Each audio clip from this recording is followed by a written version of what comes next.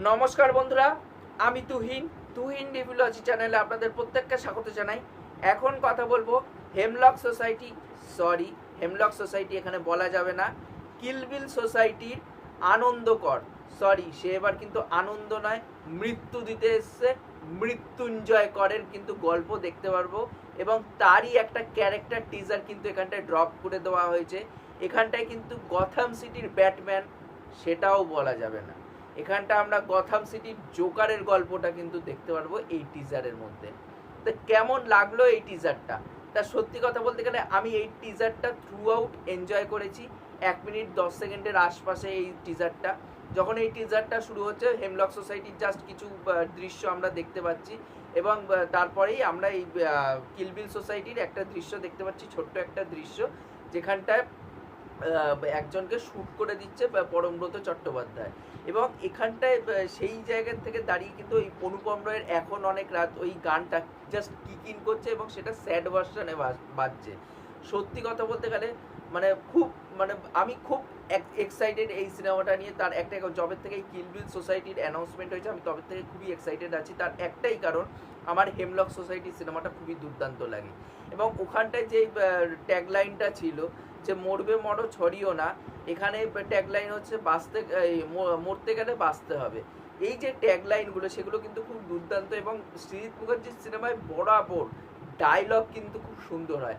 এখানটাও কিন্তু সেই ডায়লগগুলো আমরা মানে থ্রু আউট টিজারে কিন্তু শুনতে পাচ্ছি যে আমরা এবার কিন্তু হেমলক সোসাইটি চালাচ্ছি না, এবার আমরা কিলবিল সোসাইটি চালাচ্ছি, যেখানটা আমাদেরকে কিছু টাকার পরিবর্তে কিছু টাকার পরিবর্তে খুন করতে হয় এবং আমি কিন্তু এবার আনন্দকর নয়, আমি কিন্তু মৃত্যুঞ্জয় কর এবং আমি কিন্তু গথামের ব্যাটম্যান নই, এখন কিন্তু আমি জোকারে পরিণত হয়েছি এবং টাকা নিয়ে আমি এই খুনগুলো করছি এবং তারপরে আমাদের সেই টিকিটটা রেইজ করতে হয়। এখন সময় এসে গেছে ইনভয়েস রেইজ করা, তারপরে দেখছি শ্যুটটা করে দিচ্ছে।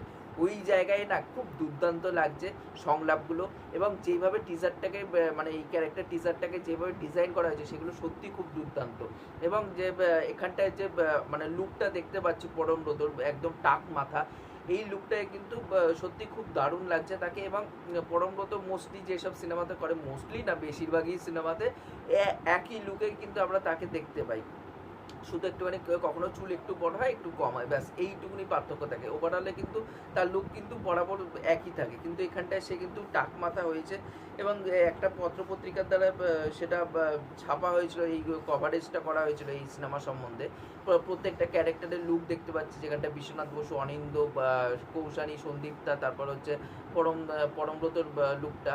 তা ওখানটায় কিন্তু পরমব্রত বলে যে আমার সিনেমাতে মোস্টলি কোনো লুক চেঞ্জ করা হয় না, এবার আমি লুকটা চেঞ্জ করেছি, ন্যাড়া হয়েছি, যার জন্য তিনি কিন্তু এই খাকি দা বেঙ্গল চ্যাপ্টারের মানে প্রমোশনে কিন্তু টুপি পরে নাহলে পাগড়ি পরেই কিন্তু তাকে মোস্টলি জায়গায় দেখা যাচ্ছিলো, যাতে এই লুকটা না রিভিল হয়। এবার তার লুকটা রিভিল করা হয়েছিল সেই টাইমে পুরো ন্যাড়া মাথা, সেই লুকটা ভালো লাগছে এবং বিশ্বনাথ বসুর ক্যারেক্টারটাকে অনেকটা ইন্টারেস্টিং বলে মনে হচ্ছে। তার চাহনি থেকে মনে হচ্ছে যে সেই হয়তো এই কন্ট্যাক্ট কিলিংগুলো করায়, কারণ এবার কিন্তু মানে ওখানটায় যে মৃত্যু, ডিপ্রেশন, মানে মানুষ যে সুইসাইড করতে যায় সেটাতে কোথাও না কোথাও জীবনের একটা উদ্দেশ্য দেখাচ্ছে হেমলক সোসাইটি, যেখানটায় কোয়েলো সুইসাইড করতে গেছিলো, তাকে একটা জীবনের দিশা দেখাচ্ছে পরমব্রতর ক্যারেক্টারটা এসে। পরবর্তীকালে জানা যাচ্ছে তার একটা ক্যান্সার আছে। এই যে মৃত্যুটা কতটা কঠিন সেটা কিন্তু ওই সিনেমার মধ্যে দেখানো হয়েছিল এবং মৃত্যুটাই সব কিছু সলিউশন নয়, এখানটা তার উল্টোটা আমরা দেখতে পাচ্ছি। পুরোপুরি সব মানে ওটাই যা দেখেছি সব ডায়লগ ওয়াইজ বলুন বা ক্যারেক্টার ওয়াইজ বলুন পুরোপুরি উল্টো।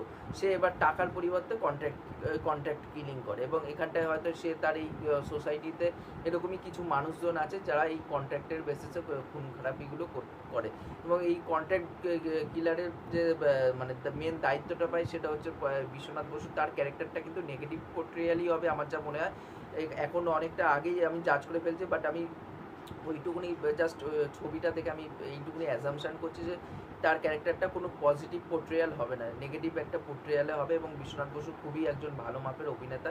এবার দেখা শ্রীজিৎ মুখার্জি তাকে কীভাবে প্রেজেন্ট করে এবং কৌশানীকে কীভাবে প্রেজেন্ট করে, কারণ কৌশানীর যে ডাকাতিয়া বাসি ওই যে ওই ব্যাপারটা চারিদিকে যে রই ফেলে দিয়েছিল ওই সিনেমার মাধ্যমে, তা সেটা কিন্তু এখানটায় দেখা শ্রীজিৎ মুখার্জি তাকে কীভাবে প্রেজেন্ট করে। কারণ বহুরূপীতে তাকে দুর্দান্তভাবে কিন্তু শিবপ্রসাদ এবং নন্দিতা রায় তাদের জুটিটা কিন্তু খুব সুন্দর করে তাকে প্রেজেন্ট করতে পেরেছিল। এবং এর আগে যে প্রলয়ের যে সিরিজটা এসেছিলো জি5-এ, সেখানেও কিন্তু রাজ চক্রবর্তী তাকে কিন্তু খুব সুন্দর করে এক্সপ্লোর করেছিল, তার একটা অ্যাক্ট্রেস যে সত্তাটা, একটা সত্তাটাকে বাইরে বার করে নিয়েছিল। এবার দেখা শ্রীজিৎ মুখার্জি সিনেমাতে তাকে কীভাবে প্রেজেন্ট করা হয়।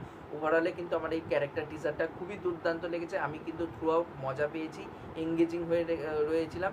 শুধু আমার একটাই কথা বলার, শ্রীজিৎ মুখার্জি যেন 22শে শ্রাবণের মতন, যে দ্বিতীয় পুরুষ বা দশম অবতারের মতন যেভাবে সিনেমাগুলো একের পর এক ট্র্যাশ বার করে পুরো 22শে শ্রাবণের নাম ডুবিয়ে দিয়েছে, সেটা যেন না করে এই কিলবিল সোসাইটির ক্ষেত্রে। কিলবিল সোসাইটি অ্যাটলিস্ট সেটার স্ট্যান্ডার্ডটা, মানে হেমলক সোসাইটির স্ট্যান্ডার্ডটা কিন্তু ম্যাচ করতে পারে, আমি এটাই চাইবো। কারণ হেমলক সোসাইটি কিন্তু আমার খুবই পছন্দের একটা সিনেমা, এবং সেটা যেন ক্যাশ গ্র্যাব যেন না হয় এই সিনেমার সিকুয়ালের নাম করে। এবং এটা একটা স্পিরিচুয়াল সিকুয়াল হতে চলেছে। ক্যারেক্টারগুলোকে, কিছু ক্যারেক্টারকে নেওয়া হয়েছে, পরমব্রতর ক্যারেক্টারটা, এবং তার আদলে নানা রকম চেঞ্জেস কিন্তু করা হয়েছে। এবার দেখার এই সিনেমাটা কেমন কী হয়। নেক্সট মান্থের 11 তারিখে এই সিনেমাটা মুক্তি পেতে চলেছে। আমি তো অবশ্যই এই সিনেমাটা দেখার জন্য আগ্রহ প্রকাশ করছি, এবং এই সিনেমাটা যখন হলে মুক্তি পাবে আমি অবশ্যই দেখে এসে আপনাদের সাথে রিভিউ শেয়ার করব।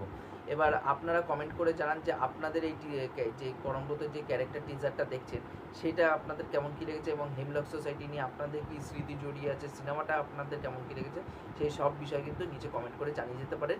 আর এই ভিডিওটি কেমন কী লাগলো সেটা অবশ্যই লাইক, শেয়ার, সাবস্ক্রাইব করে পাশে থাকবেন, তাহলে মোটিভেশন পাবো নতুন নতুন ভিডিও বানানোর জন্য। এখনকার মতন টাটা, বাই।